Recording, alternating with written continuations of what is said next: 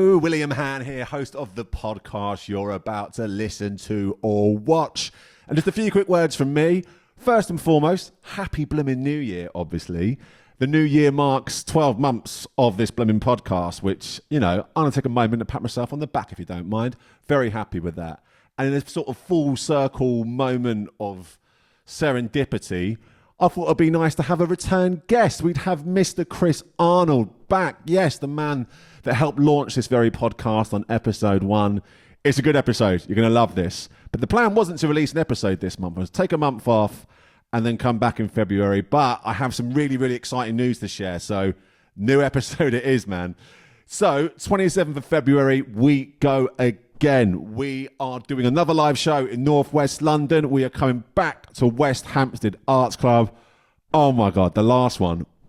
So much fun, right? What a night that was. But this time, the lineup is an absolute mick-take. So you might remember one of the early guests, Matthew Crosby from Radio X and Pappies. Well, he's back. He's coming back on stage with me, West Hampstead Arts Club, 27th of February. That's not just it, though. We've got another guest. Of course we do. We've got, and like, this is a mick-take. Absolute mick-take. Jacob Hawley from Scream Rock Podcast. They're literally headlining Shepherd's Bush end of January. He's doing the podcast live. Tickets are available now. Link in bio. It's 12 quid. I think it's 12 quid well spent. Looking forward to seeing you there. It's going to sell really quickly, I think. With a lineup that strong, with the following these guys have got. So if you want to come, move quickly. 27th of February. That's enough waffle for me. Let's have a podcast. Hello and welcome to this album with me, William Han. It's the podcast where each episode a guest and I will deep dive an album of their choice. It could be any artist, it could be any genre, it could be any year.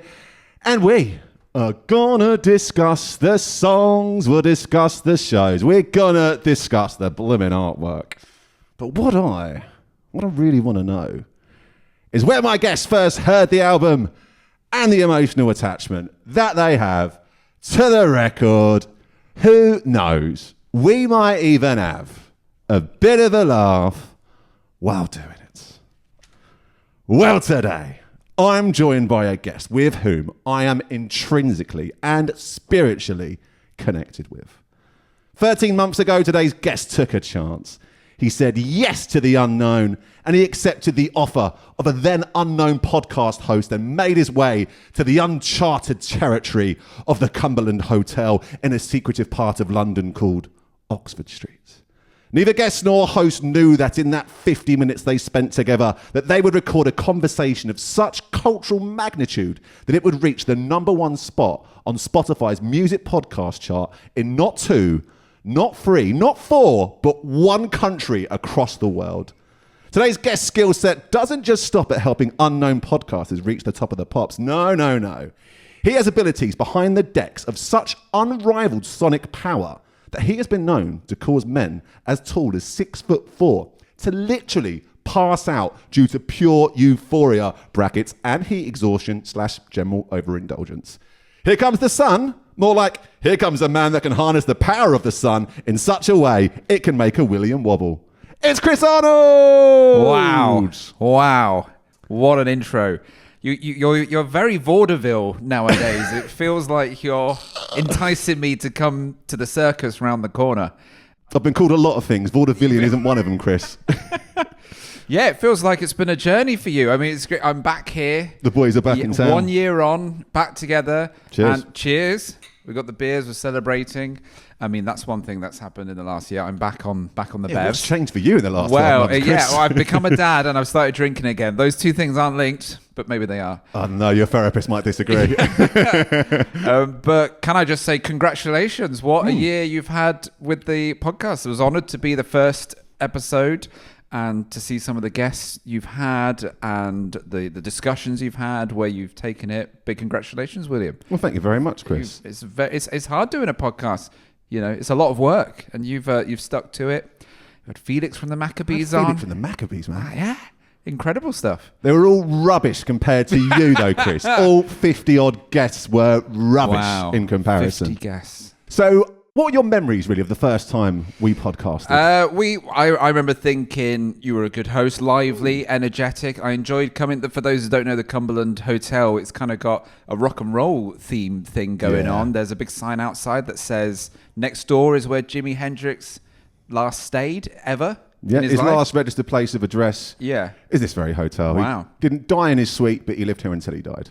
Right, okay, yeah. So, and there's loads of kind of like, I remember thinking, wow, there's a lot of kind of rock and roll items all over the place. I enjoyed the conversation, thought it was great. I enjoyed the quiz you did at the end. That was good fun. Do you know the name of the quiz? Jungle or what was it? Jungle MC or Paul McCartney. That was it. Honest to God, it was all downhill from there. I thought I was really good at writing pun-based quizzes. And let me tell you, Chris, I picked very much on episode 1. So that format has now been put to bed. Right, okay. You don't do the quizzes as much We don't do the quizzes as much. We've played with the format a little bit, shall we say. Yeah. That's all part of the journey, all part of the game. But yeah, I remember really, really enjoying it. And then we didn't really see each other at Glastonbury, but boy, did we connect. We connected, yeah. So you alluded to it in the intro there. Yes. But while you came and watched me do my Beatles Dub Club show, Greenpeace on the Thursday. What a day! What a day! It was an emotional day, yeah. And you had a bit of a wobble. I had a wobble. Yeah. I had a wobble, Chris. I had a wobble. I spoke about it a little bit on the podcast, but I was really enjoying myself. We were mob-handed. There must have been about 20 of us watching your set. We were on the far right-hand side, having a lovely time. Well, great. Thank you for coming. A pleasure. And I was enjoying the spirit of Glastonbury.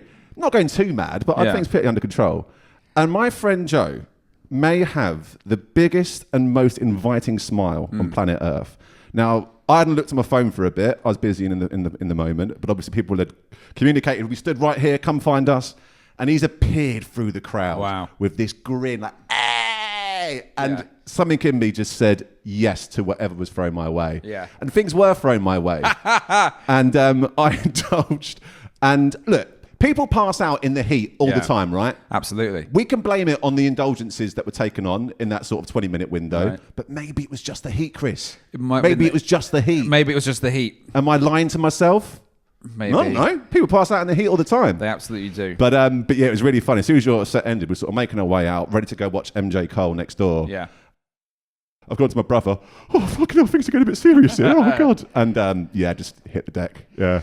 Well, you were okay because I then saw you later on at one of the late night sets that I did in the Bread and Roses. Yes. But I caught 2 more of your sets though. So I caught the 80s one as well. Yeah. So that was about the time I'd come back to life. I hadn't planned to catch that much of you that day. You probably should say, right? So tell a little bit about what you did at Glastonbury. Yeah, so I did the Beatles Dub Club set, which is something I've been doing over the last four years now, which is sort of the music of the Beatles put through the reggae, dub, ska, drum and bass blender. And I did a big AV show, so there was video. Which I couldn't see. Where I stood, I couldn't see the screen. It was a tricky one for everyone to see because it was just a big screen behind me, and it was like too many people there, Chris, mate. Too many people came to watch the show.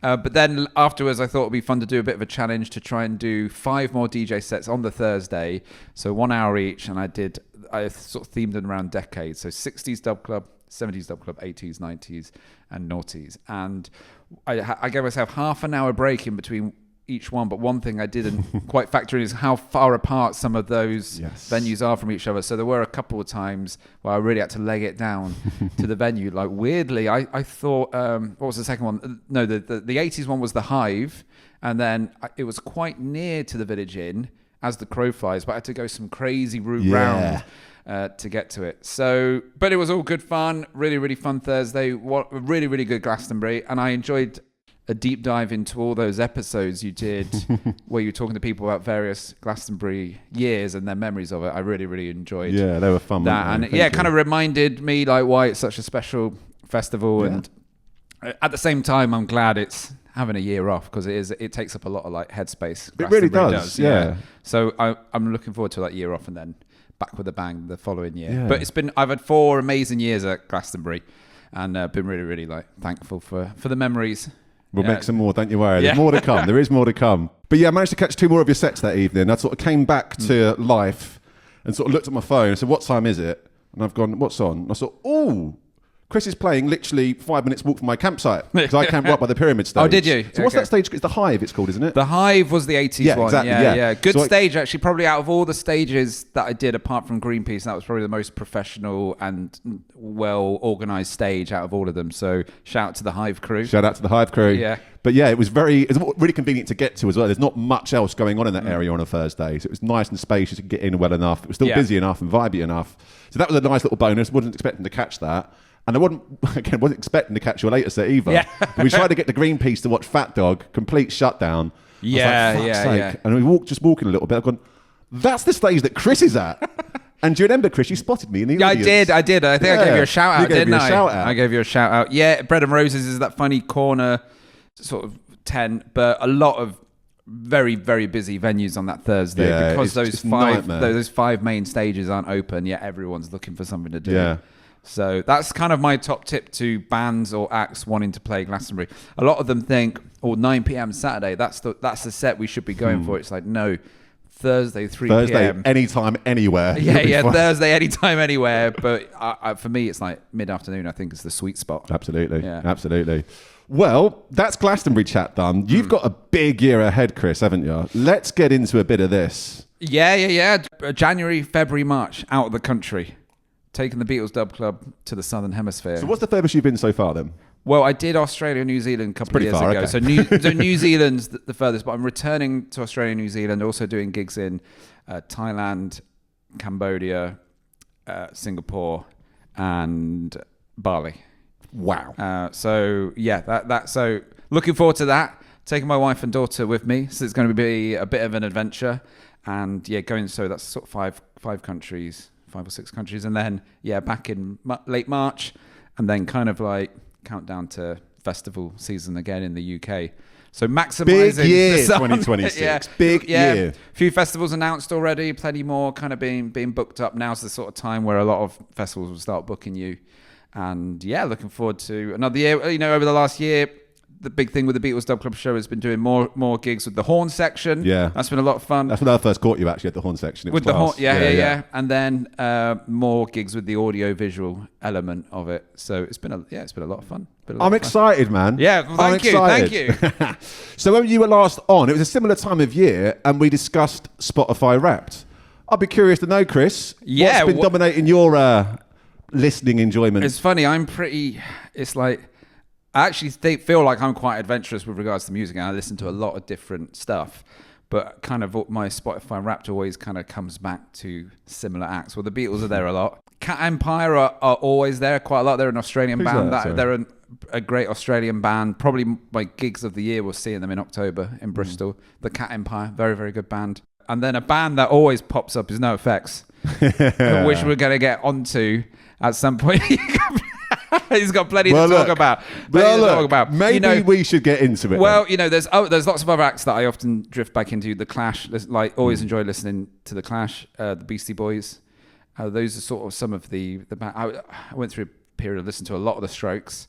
So there's certain acts that I really love drifting back to, and they often take up a lot of space. Yeah. Good bands. Bands I can talk about all day, Chris. Yeah. And you gave me a short list today.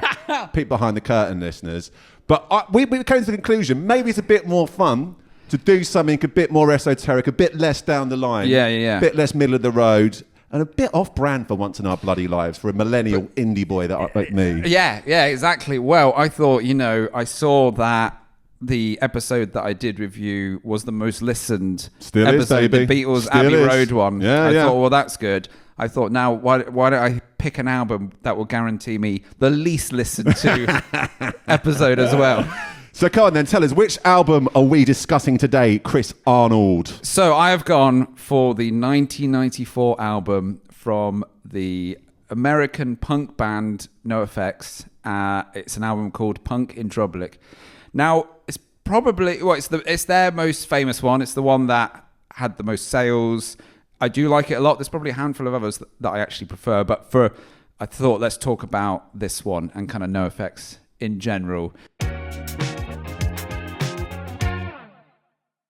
So, NOFX are a 4-piece punk rock band from Los Angeles, California, who have released 15 albums of skateboard soundtracking frivolity. And today, we're deep diving their landmark 1994 release, Punkin' Drublic. What a title. The album was NOFX's breakthrough and saw them turn from underground favourites into one of the most influential punk bands of the 90s via relentless touring, grassroots word of mouth, and with hyper-melodic energy packed into every track. The album helped countless teenagers find their tribe via the band's fast tempos, political bite, toilet humour, and drum parts so excessive that even Travis Barker was quoted as saying, "Come on, lads, a bit much in it." The band left a legacy that is fiercely independent and inspired generations of kids to pick up instruments and graffiti 4 letters to countless pencil cases, school desks, backpacks, and toilet cubicles across the globe. You monster. Yeah, I'm sorry. I'm sorry because even though I didn't know for sure whether you were not a fan or was a fan, but I think I could make a decent assumption based on what I know that you're quite into. Well, look, it's a place in my heart for like skater punk stuff. Yeah. It really is.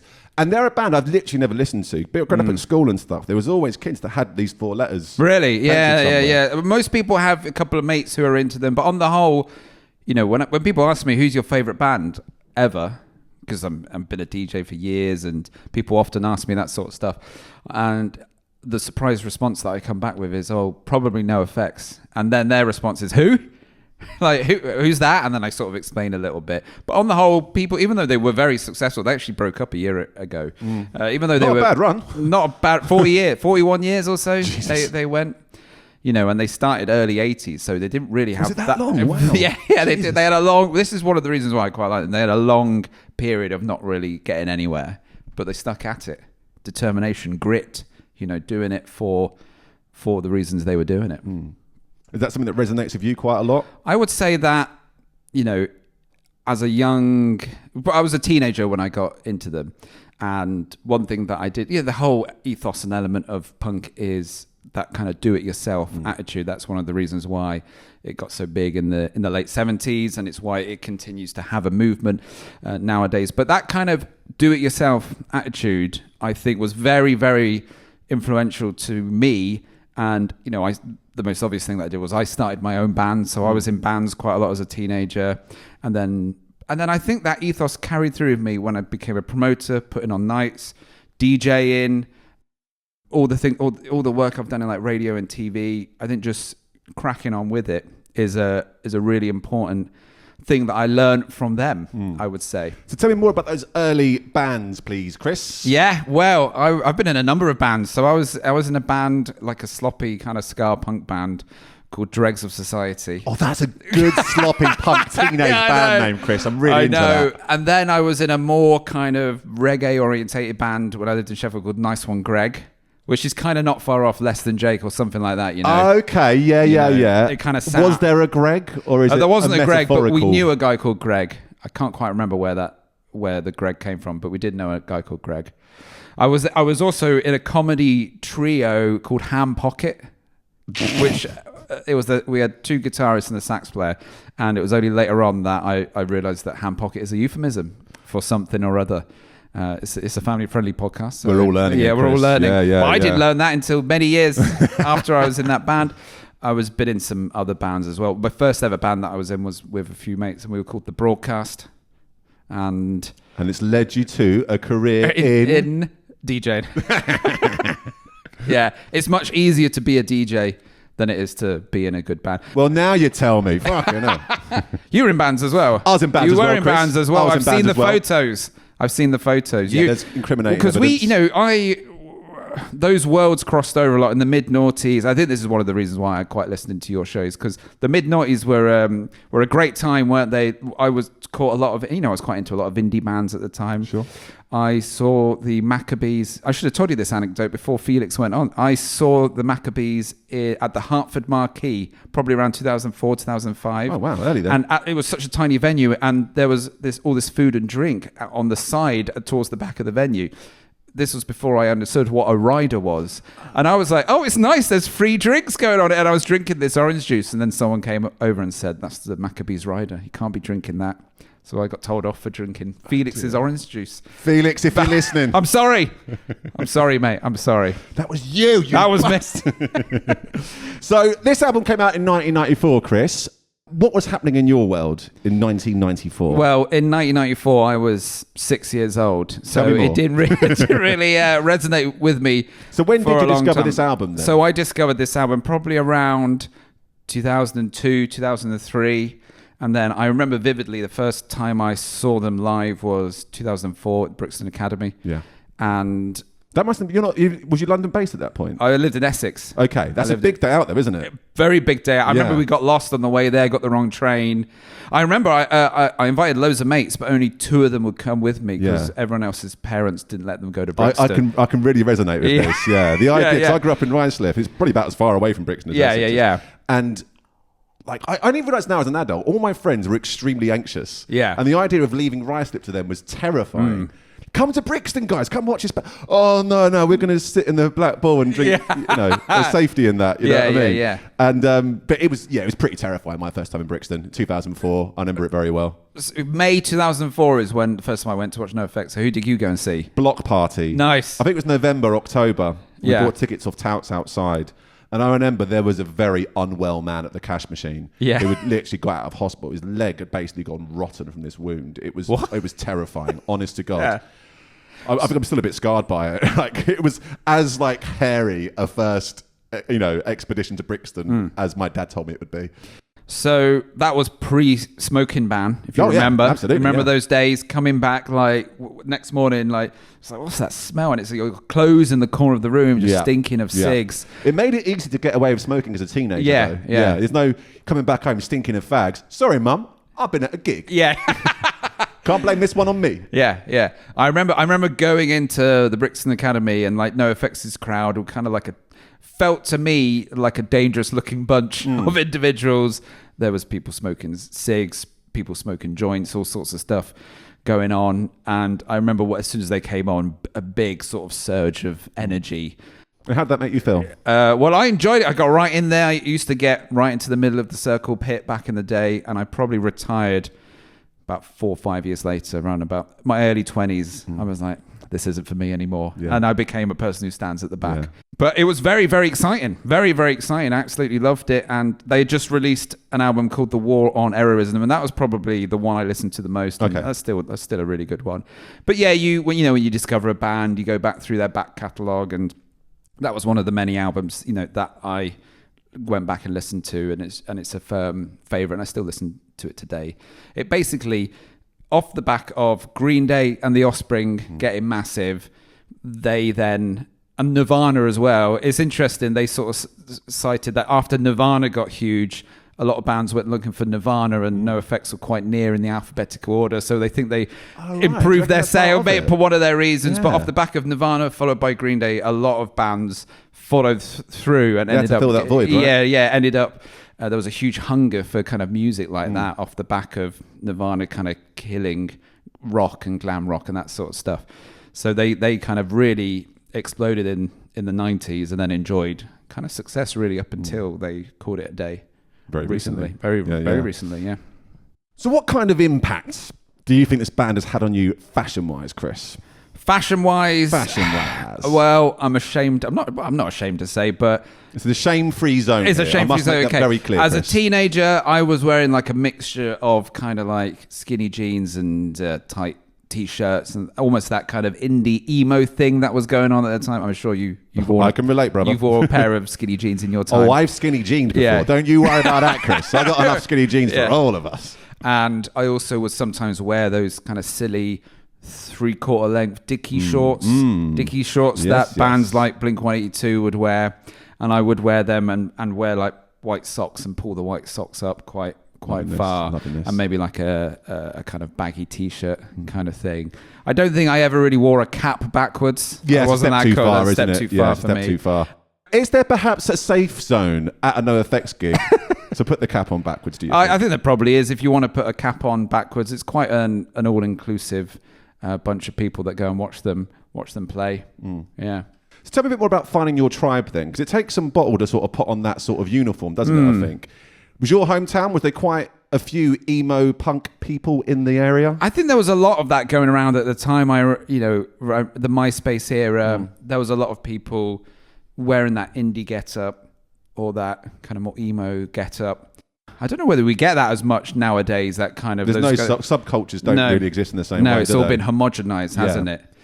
I've heard lots of people talk at great length about why that is. But one of the reasons I think people cite is like, back then we bought CDs. So actually to invest in a whole bunch of music actually cost you quite a lot of money. Yeah. So you were like, well, I'm going to be part of this tribe, because you can just have everything at your fingertips like we can now. So people are way more used to, probably when the iPod came around, people got way more used to like listening to loads and loads of different kinds of music. But yeah, it was quite tribal back then. I wouldn't say that like, even back then, I mean, NOFX, I didn't have a huge amount of friends who were into them. They really felt like this is a band that I really love and a handful of other people liked them. It wasn't like I got into them because loads of other people... It was an independently sourced thing, do you reckon? Yeah. I just got really, really into them and kind of like just gobbled up everything that they did and just continued to really, really like everything that they did. So did you have more sort of civilian mates and you're there with your 3/4 putting out the rock hands? Right.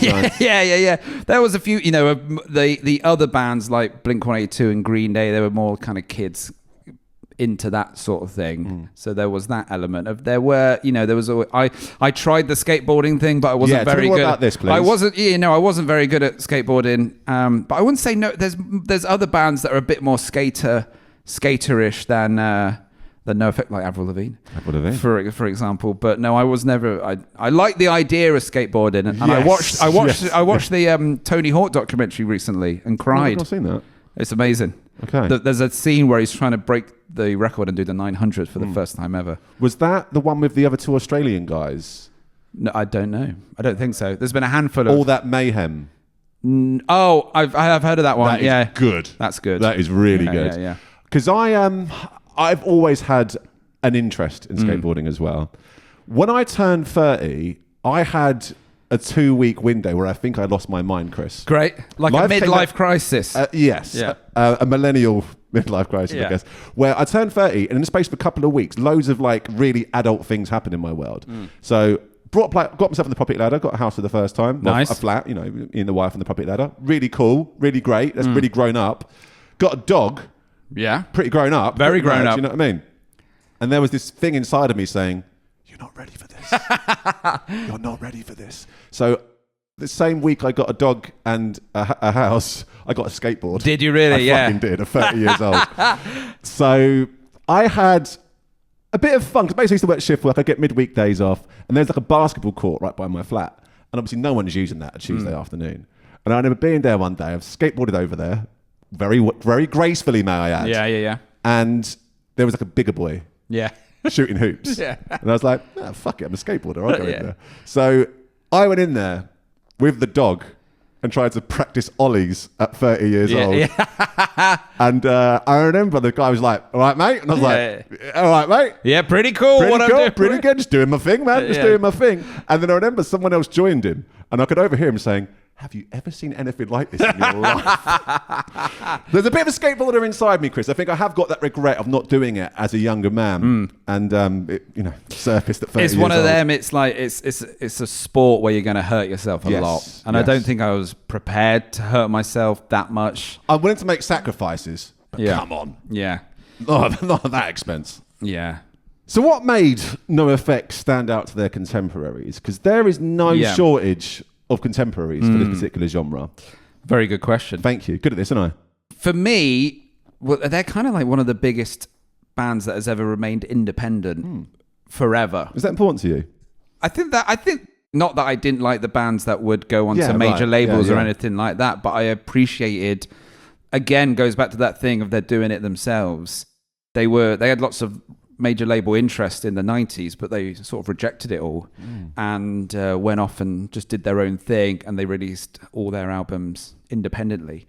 They were on Bad Religion's record label for a bit in their early days, and then they launched their own record label, and the bass player, the main guy, Fat Mike, who's the sort of the main guy. What a name. What Fat Mike? Yeah. How'd you get a nickname like that? Yeah, they go. We haven't even gone through the name. So the four of them, it's Fat Mike, Melvin, Smelly, and El Jefe are the four. I'm going to have a beer. Fucking hell.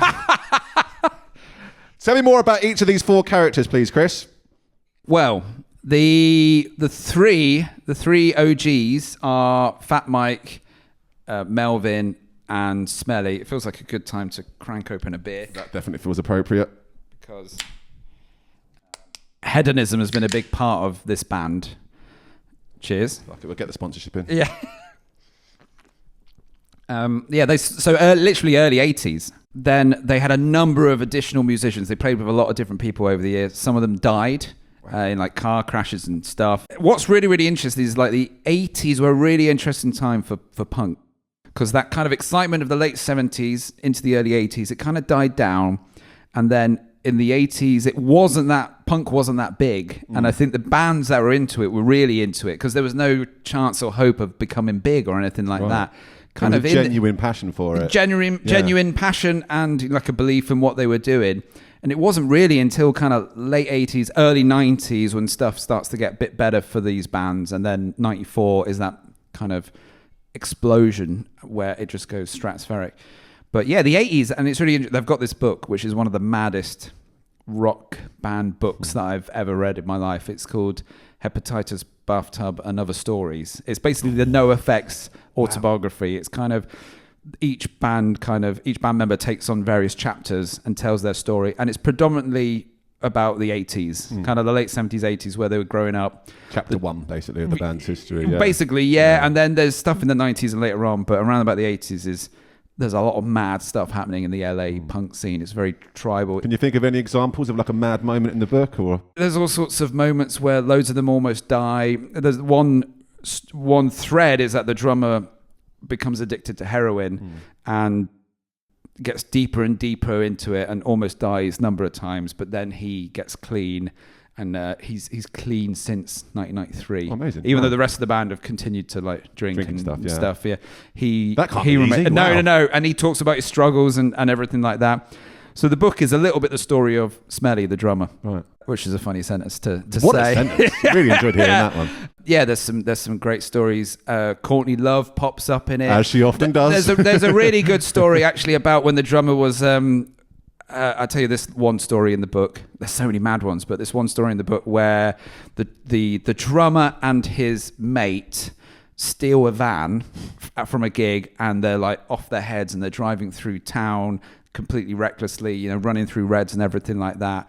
And then suddenly they hear a noise in the back, and there's this young kid who was asleep in the car, a teenager who's in the car, and he's like properly freaking out, and they like let him go, and he runs off. Years later, NoFX are doing a gig with Green Day, and Billy Joe, the lead singer, is really not sure about the drummer and is being all cagey and doesn't want to go near him. And then they ask him, like, what's your deal? And he's like, that's the guy who kidnapped me and put me in the back of the van. So this van, they nicked Green Day's van, and Billy Joe was asleep in the back of it and completely freaked out. That's like a snippet of a fantastic That's story. Amazing. Yeah. That's amazing. So I've read the book twice, and then I listened. It's on audiobook format as well, and I've listened to it in audiobook format. It's fantastic. There's really horrible, dark stuff in this book. And it's a good kind of insight into what the 80s American LA scene was like. But there's some mad stories as well. There's some disgusting stories. Of course. When your drummer's called Smelly, there'll be some disgusting stories. Yeah. Absolutely. One thing we've not really discussed yet is the music. So, peek behind the curtain. I normally go in. It's an album I'm not familiar with. I'll put some work in, Chris. Yeah. I listened to this once. I listened to it once. And I texted you, didn't I? I said, I did it. You did it. I did it. Yeah. And you said, don't worry about doing it again. Yeah, don't worry, it's fine. So my initial observation was, why is the drummer playing a different song to the rest of them? Why is he so quick? Why is he playing a different song? What do you mean by...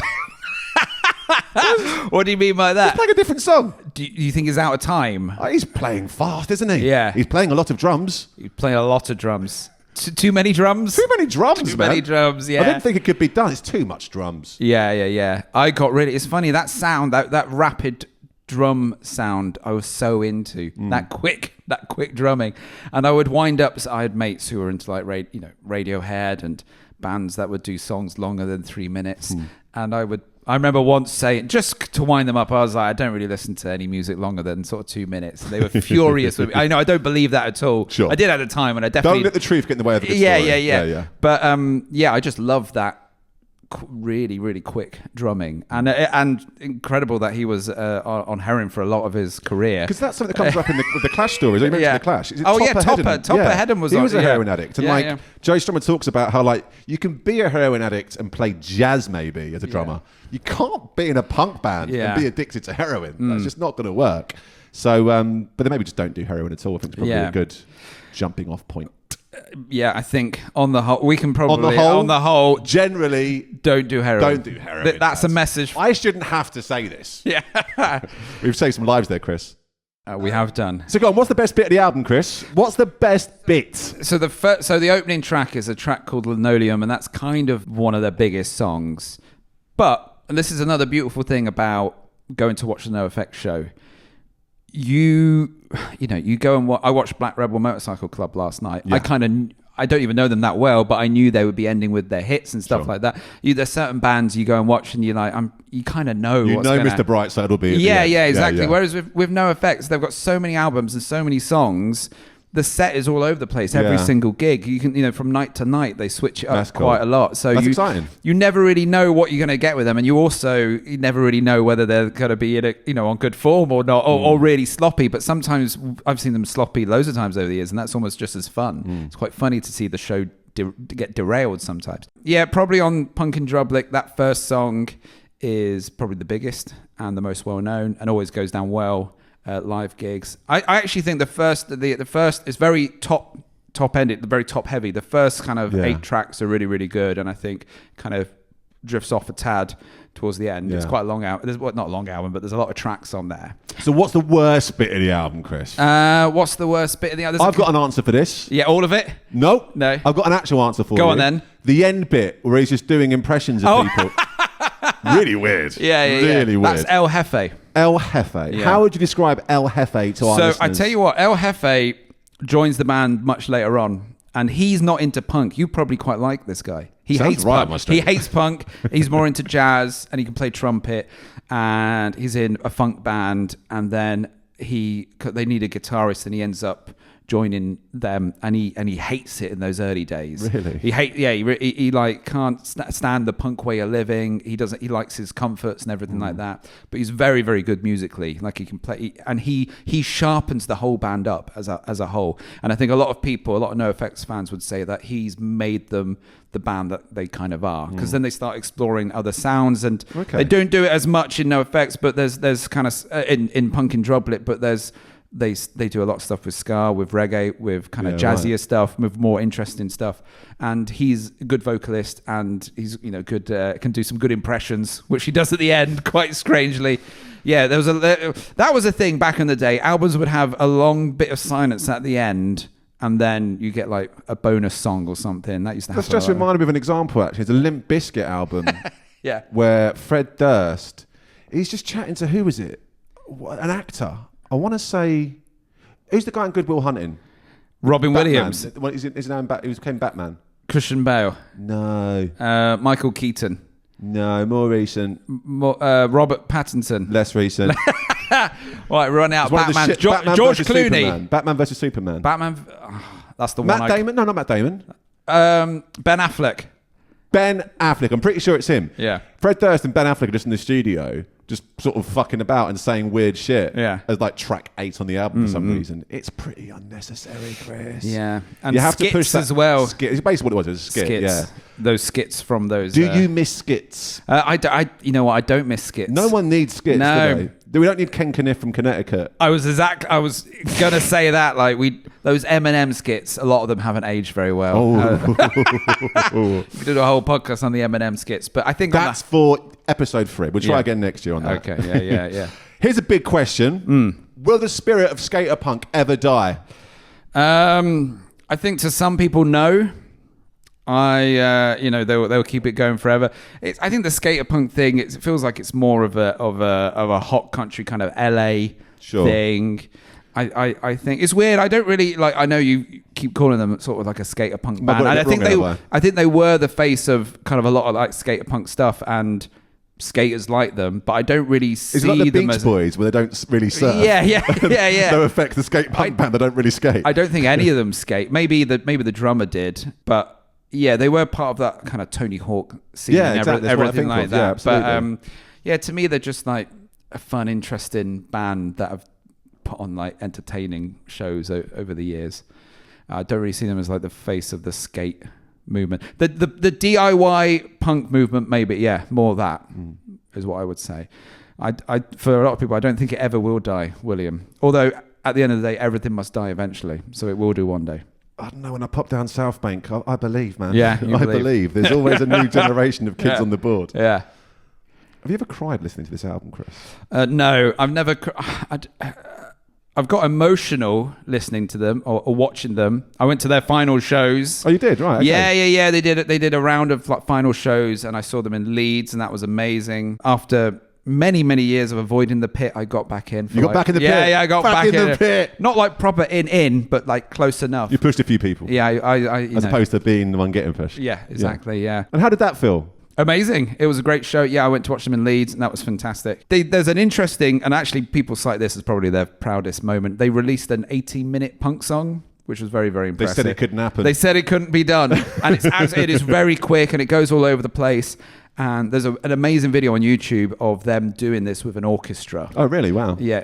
So they've pushed themselves musically then? Yeah, absolutely. They've pushed themselves, and they've done lots of really interesting stuff. And they did they got bored of touring to a lot of the same places. And in the mid-noughties, they went touring to countries where bands just never go. So they went to China, they went to Peru, they went to South Africa. And they sort of self-financed and filmed this sort of almost reality TV show documentary called Backstage Passport. And that's a really good introduction to the band, because you get to meet the characters, including their crew, and they go on all these like mad adventures. And they constantly kind of push themselves, not always to their like financial benefit, but I think it served them well in the long run. And I think that's a lot of the lessons that I take away from them. Yeah. Suffering for your art a little bit. Yeah. What's your 60-second elevator pitch for this album?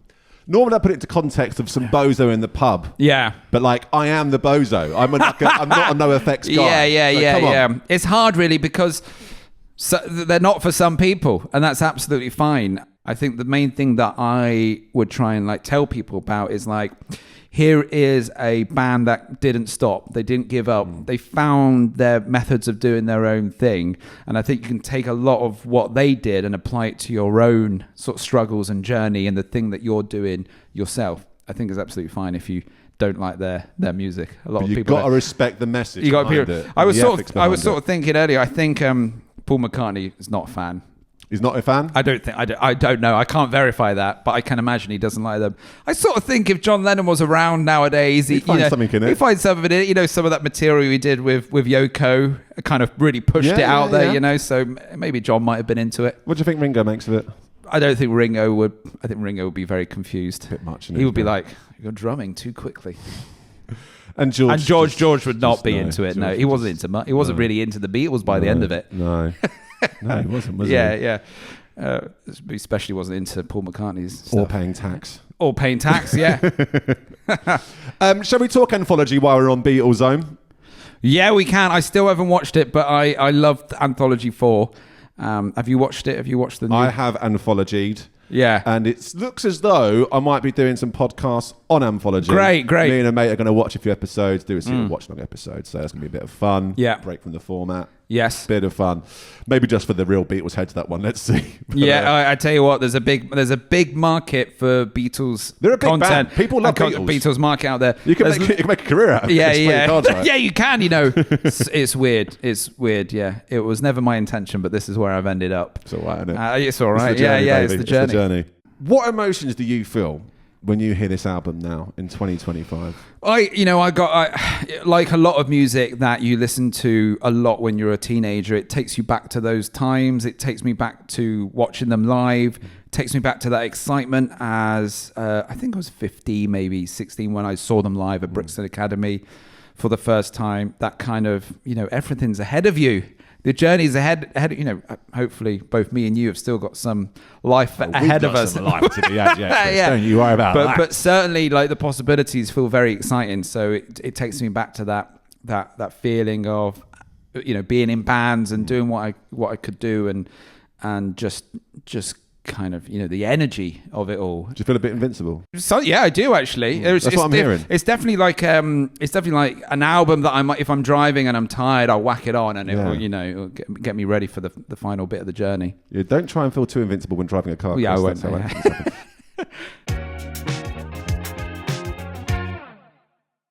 This has been great. This has been really good, Chris. I've had a lot of fun. We've covered some ground here. Very different to the last episode that we did together. Very different. One of us has got a bit more experience. Yeah. Because I thought, I could come back in and I could talk for hours about the White Album or Sgt. Pepper. Well, let someone else have a go. Yeah, exactly. But I thought, actually, if I'm going to be truthful, if I'm going to be honest, when people ask me, what's your favorite band? I say NOFX, and which is surprising to a lot of people. Well, that's a beautiful note to finish on before we get onto the last section of the podcast. Oh, yeah. So, as mentioned, we used to do a quiz, which was diminishing results post Paul McCartney or Jungle MC. Yeah.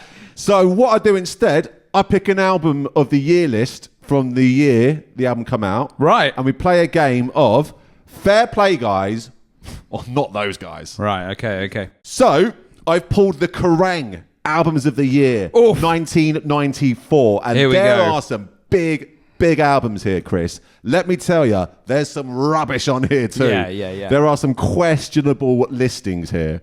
So where do you think NoFX's groundbreaking punkin' Drublic came in the 1994 Kerrang! Album of the year list? I mean, how long's the list? 25, actually. 25. Did it make it? It didn't make the list, Chris. I was going to say, didn't make the list. I'm not surprised, actually. I'm not surprised. I'd have thought target audience stuff that would have been up there, but... It's funny, like, even from their own crowd, they're not that appreciated, to be honest.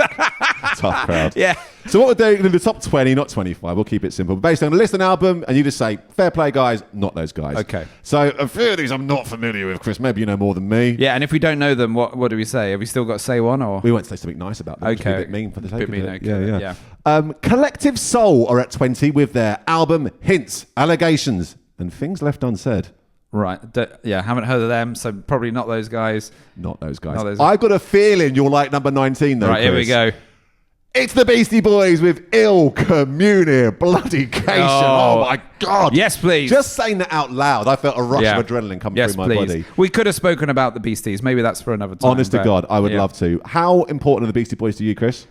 Again, a bit going back to that DIY thing and the journey those guys went on. Yeah, what a journey Let's they not had. get into a Beasties discussion right now, but basically, going from that period in the 80s, reinventing themselves as what they did in the 90s, and again, sonically, what they did, incredible band.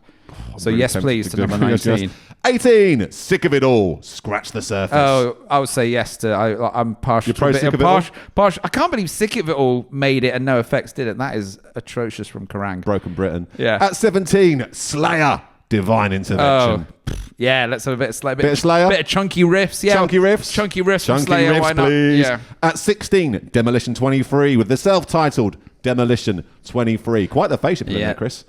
Probably not those guys. I don't. Not those guys. guys. Haven't heard of them either. It's a big one at 15. Are you sat down? I'm ready. I am sat down. Prepare yourself.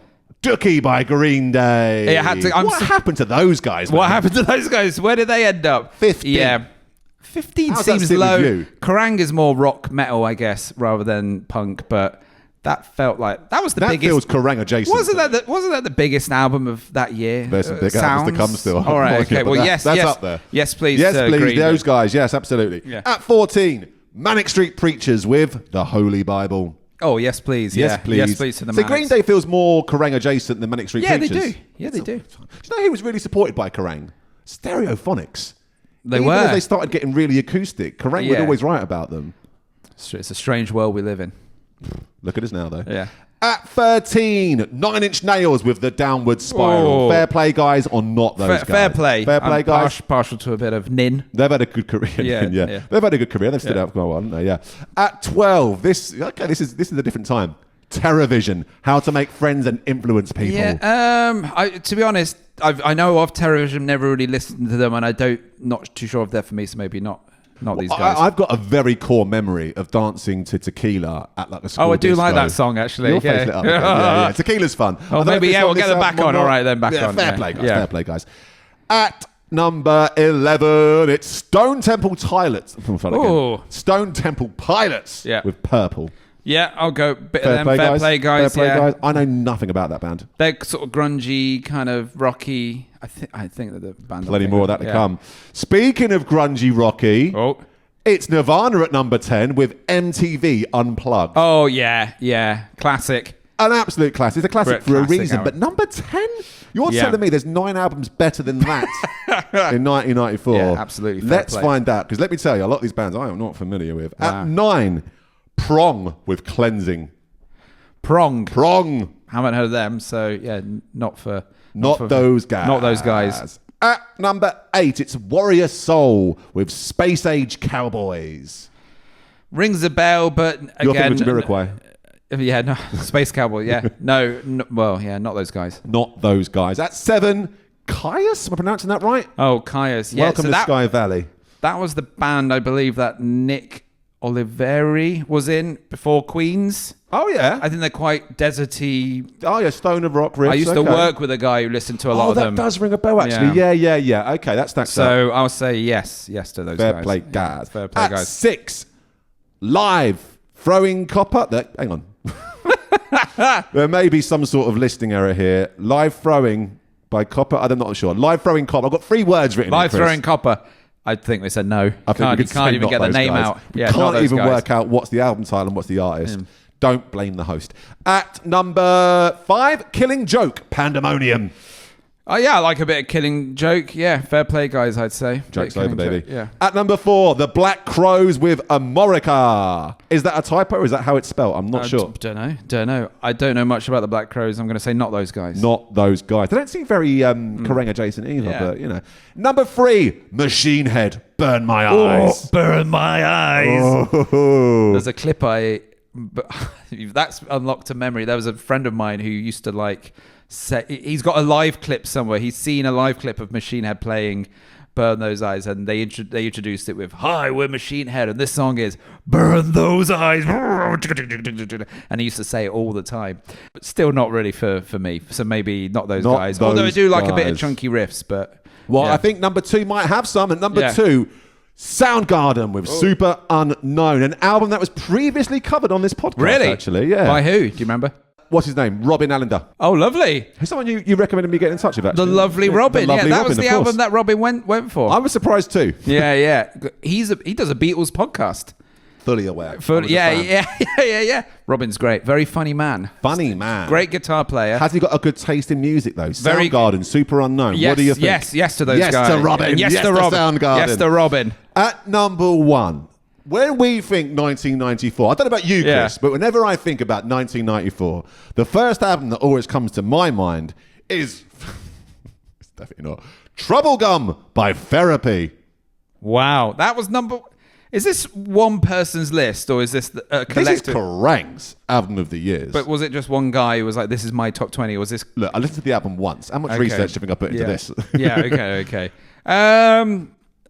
No, I'd say not those guys. Actually, that list is very surprising. This is a surprising list from Kerrang. I think the years have not been kind to the choices of Kerrang in 1994. I think history dictates they were wrong. Yeah, I think they were wrong. I mean, where's the Offspring Smash? Is that 1994? That was 1994 what an as oversight. well. Correct. But yeah. That was fun, man. That was fun. I don't know if that was as good as Jungle MC or Paul McCartney, but you can't recapture that magic easily. You can't. Lightning does not strike twice. It doesn't. This has been great, Chris. Thank you so much for doing this.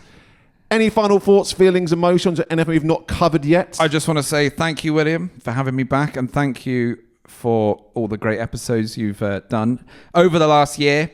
with this album podcast. Thank you for coming to my gigs and passing out, because I can put that on the poster now. Put my body on so the line. good, William Ham collapsed with euphoria. And that's it.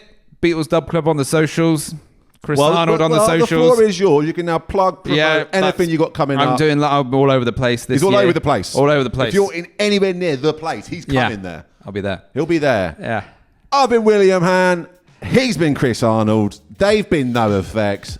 And this has been this album. Woo! Oh, yeah. Yes.